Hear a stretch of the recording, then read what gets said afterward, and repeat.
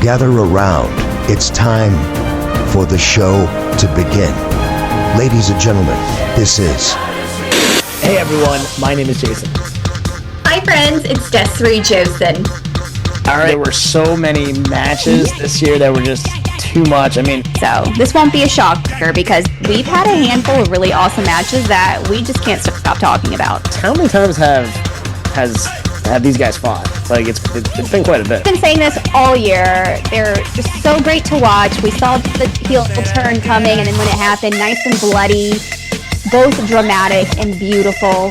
You are now entering the ring with Shoots and Ladders podcast. Here are your hosts, Desiree and Jason. Shoots and Ladders, Saturday night's main event recap. What's going on, everyone? My name is Jason. Hi friends, it's Desiree Josen.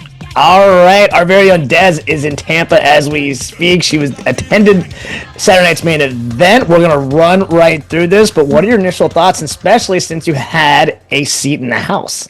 It was so much fun. I had some pretty decent seats where I was eye level to the ring, so it was perfect, and it was just electric in there. It was so much fun. The crowd was fun. Yeah, let's cover it. All right, sounds like it was better in person on television, that's for sure. From what I'm seeing, and even from your text last night, I think so. I think you had to be there to really fully enjoy it. Sounds good. All right, let's run right through this. All right, first match is the tag match. CM Punk and Sami Zayn versus Seth Rollins and Braun Breaker. What are your thoughts and what's your grade? Well, we were wrong about the lineup. Let's throw that out there. That's what threw everybody off. We're like, wait, we're opening with the tag? Okay. Surprisingly, Seth and Braun had a really big pop. A lot of people were cheering them on. I was one of them. It was always great to see them along with Paul Heyman. And then, of course, everyone was chanting and screaming for Punk to come out. It was pretty good. There were some really fun spots that I really liked. One with Braun leaping onto the announcer's table to Sami. And just a couple, just to see Seth and CM Punk go at it. Those are always really great and nostalgic to see. But we did get that surprise return of Bronson Reed that took it was Punk through the barricade. So that was a really cool return, but definitely was not expecting that and for him to be added to their faction. Yeah, so what's your grade for this match? Though it was entertaining, I don't think it was the best thing ever. So I will give it like a B. Okay.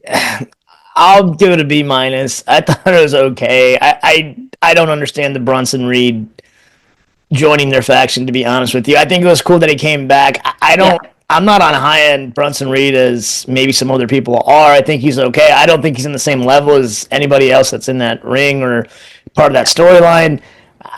Yeah, I got to be honest. I didn't get it. It didn't make sense to me. I know if they're going for it to a degree. Everyone thought that maybe he was going to go after Seth. He didn't. He joined them instead. But I thought the whole thing was underwhelming. Yeah, I can see that. And from the people around me when he came out, we're like, what? What just happened? And then we were like, oh no, he's joining them. And the overall consensus was, we did not expect that, and we did not see that coming. So, I guess a positive and a negative, I guess. So.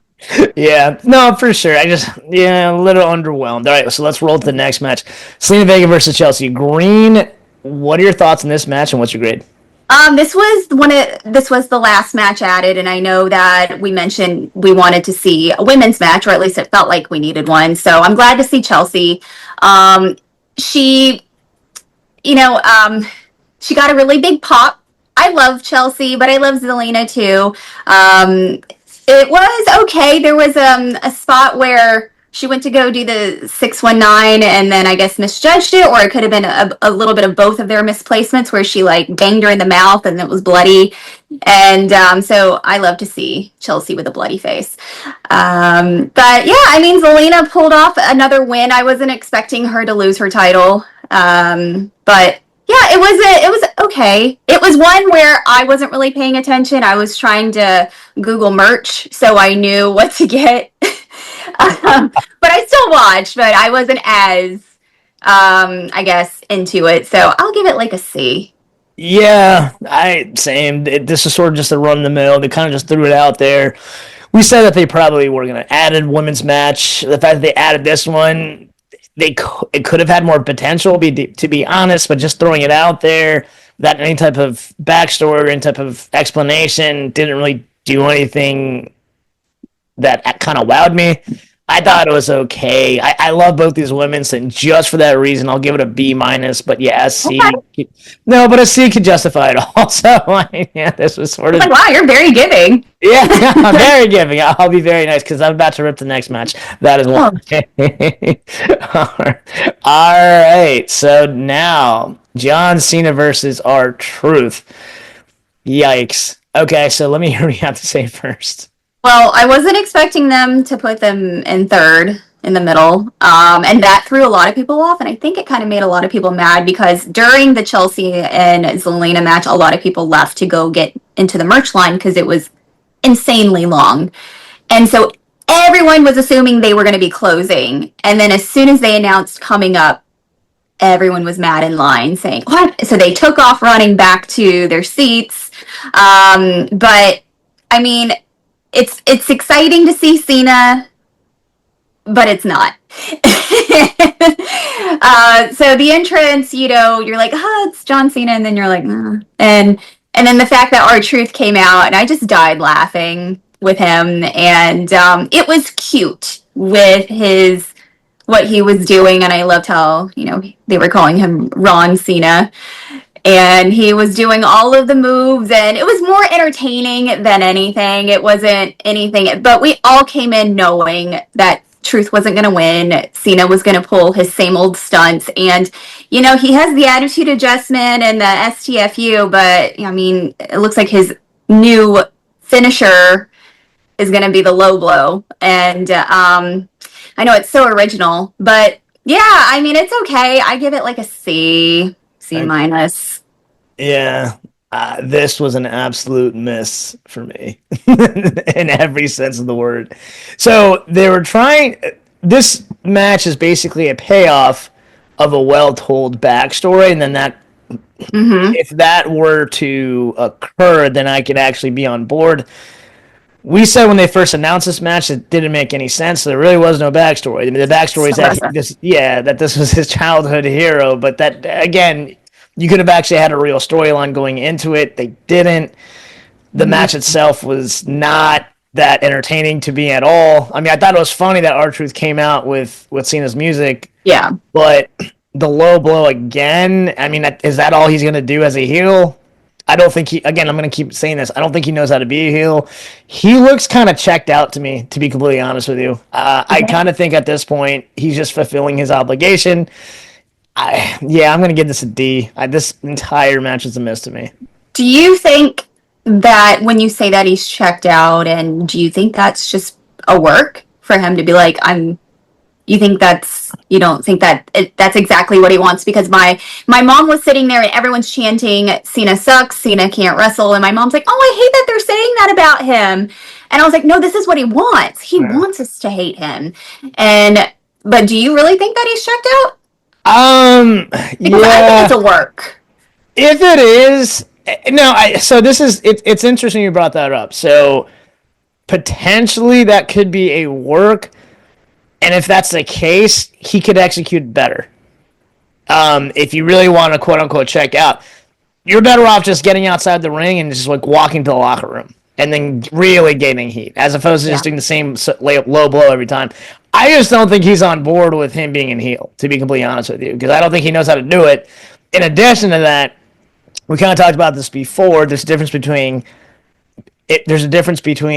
being in wrestling shape and just regular shape. Obviously, of course he's in shape, but like if you really want to commit it to this angle, I don't think he has. Yeah, and there's been some people that are like, oh, let's be kind to him. Let's be mindful that he's been doing this for 25 years and, he's earned this. Yeah, he has. But if he's going to announce a full-blown retirement tour of nonstop matches, I would think that he would have been prepared for this. But it's just a little bit more of a performance rather than just hitting an attitude adjustment and a low blow. Yeah, I'm with you. And again, I just wasn't a fan. So, all right, let's roll to the next match. All right, Drew versus Damien. This was actually better than I thought. I will say that. I like this one. I think this was one of my favorite matches of the night. I was really looking forward to it, and I was really rooting for Drew.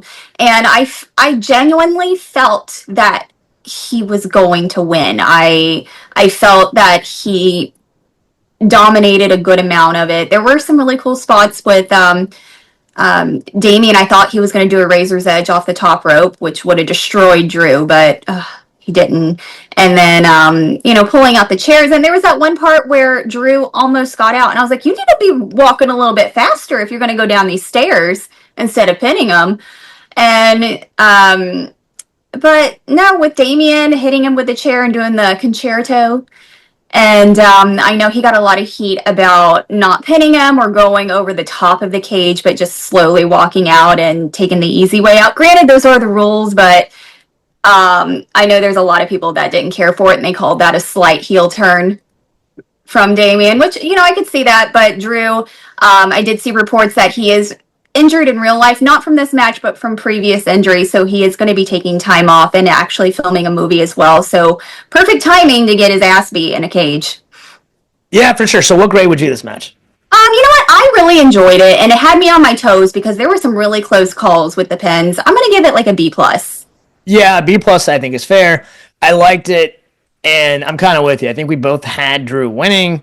Yeah. The fact that if he's going to take time off, it makes sense of why Damien got the W. More than likely, when Drew comes back, maybe he attacks Damien. They'll have one more match, and then Drew will be back in the world title picture. So that's what I kind of think. So. Yeah, right? Yeah. All right, last is Jey Uso versus Logan Paul. I actually kind of liked this. I thought this was pretty decent, but what do you have to say? It was so much fun. I really loved it. I was looking forward to Jey anyway, and then once we figured out the actual lineup, we knew he was going to be closing. So right after the cage match, we were staring like hawks around the arena trying to find the officials to be like, where is he going to come out at? Is he going to be on our end? Where is he going to be? So it was really cool to see them get that prepared. And of course, he was like one section down from us. So cool. And it's so funny to see the grown men get so jealous of him eating with the little boy. And they're like, we want it to be us. But it was really cool. And Logan got a whole bunch of boos. But both of them, like we said, are super entertaining, very athletic. They're not going to not put on a great show no matter what. So it was a solid match.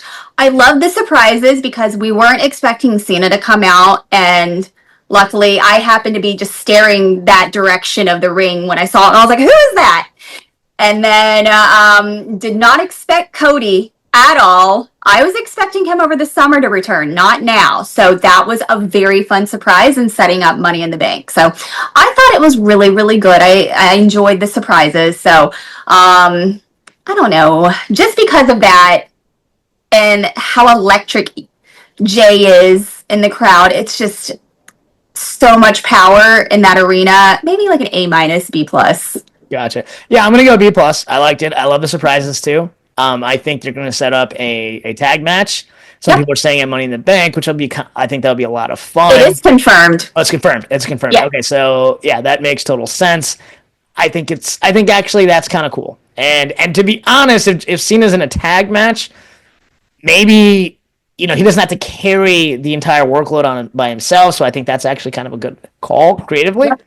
So yeah, this match I'll give it B+. I liked it. I have a feeling that Uso and Paul will fight again later this year, and I think that'll be a very fun match. But I think it was a great way to close the show. Now I understand why they had the order the way they did. Right. Yep. And then luckily at the end, Jey and Cody stuck around and talked to the crowd and had a little bit of fun with us. So it was fun. It was great. Absolutely. All right. So what's your overall grade? I came in being very realistic, saying these aren't going to be, the best of the best. So, you know what? I'm going to give it like a B. Gotcha. Yeah, I'm going to go B-. I mean, it was, I could have gone, I could have gone C plus, but it was okay. Like, the Damian Drew and the Uso Paul match kind of like made up for it, to be honest with you. So, but yeah, overall, I'm going to go B minus. Again, we've kind of said this before. When you throw pay-per-views like this, or sorry, PLEs, whatever you want to call them, especially for Saturday Night Main Event, whatever category they fall into, you can't set it up the way you want to. If you can't that's part of what wrestling is. You have to set up these angles and storylines, so it's kind of hard because you're basically throwing it out there so fast. And the fact that in 2 weeks is Money in the Bank. Yeah, like legit 2 weeks Money in the Bank. So it's just like, whoa, again. It's back to back to back. So it's a lot. It's a lot. So that being said, yeah, I'm going to go ahead and give this a B minus, but I'm glad that you had fun. I'm so glad that you were in attendance. Yes. So much fun. And then I get to go to Battleground and Raw. So, yay. Is that your final thoughts? Yes. I'm just happy to be here. All right, that actually wraps up this episode. What did you have to say about Saturday Night's Main Event? Please DM us at the Shoots and Ladders. Like always, please like, share, and subscribe both on YouTube and Spotify. Once again, my name is Jason. I'm Desiree Josen. All right, until next time, have a blessed day and a blessed week. Bye, friends. This has been Shoots and Ladders. Follow us for more content.